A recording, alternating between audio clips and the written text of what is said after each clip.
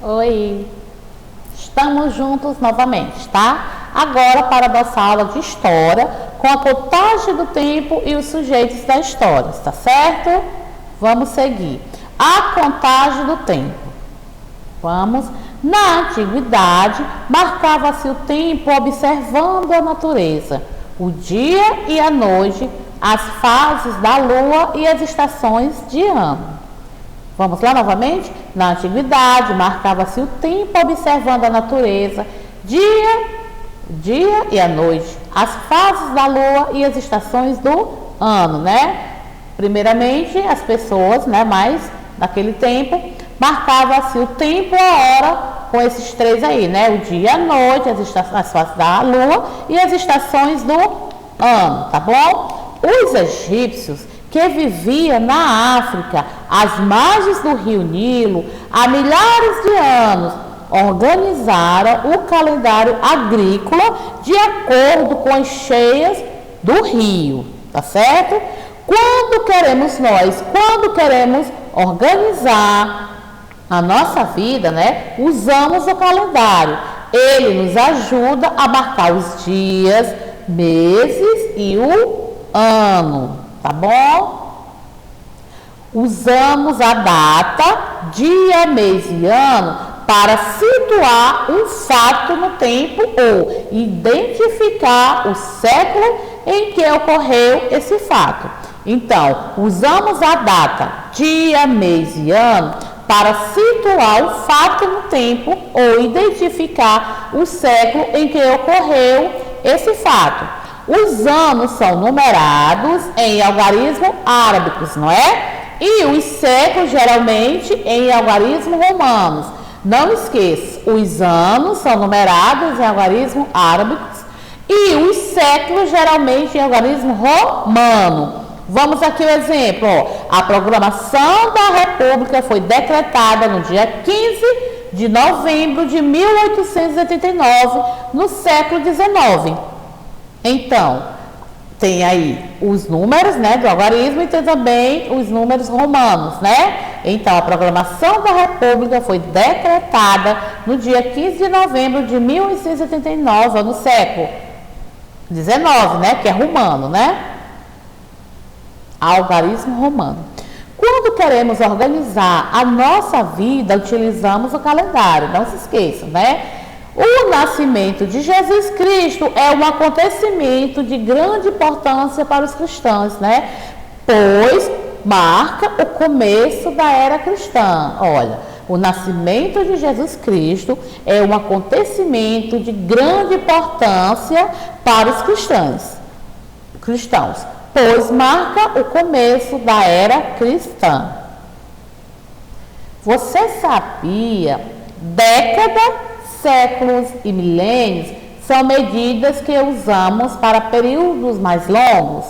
Décadas, séculos e milênios são medidas que usamos para períodos mais longos, né? Então, uma década é período de 10 anos, século, período de 100 anos e o milênio, período de 1000 anos.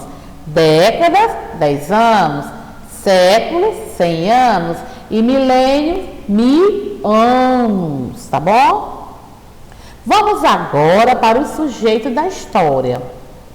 Quem são os sujeitos da história? Estudar as experiências e interações humanas no decorrer dos tempos é o trabalho do historiador.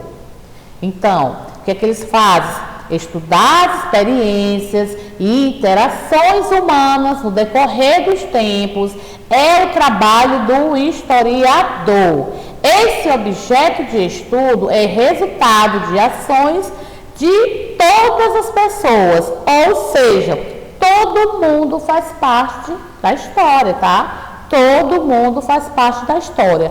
A história acontece em todos os lugares, não apenas nos campos de batalhas e em ilustres gabinetes, tá bom? Então, a nossa vida é uma história. Então, a história não é feita apenas por nomes de pessoas ilustres e acadêmicas e por guerras, mas sim por todos nós. Então, cada um tem a sua história de vida, né?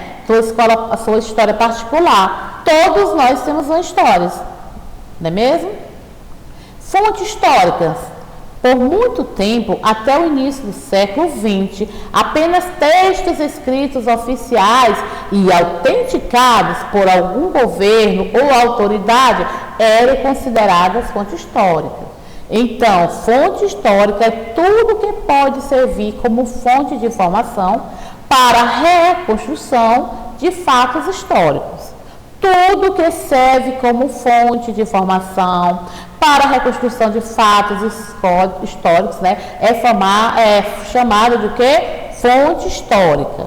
As fontes históricas podem ser de naturezas diferentes, tá bom? Então, vamos novamente, por muito tempo, até o início do século XX, apenas textos escritos oficiais e autenticados por algum governo ou autoridade eram considerados fonte histórica.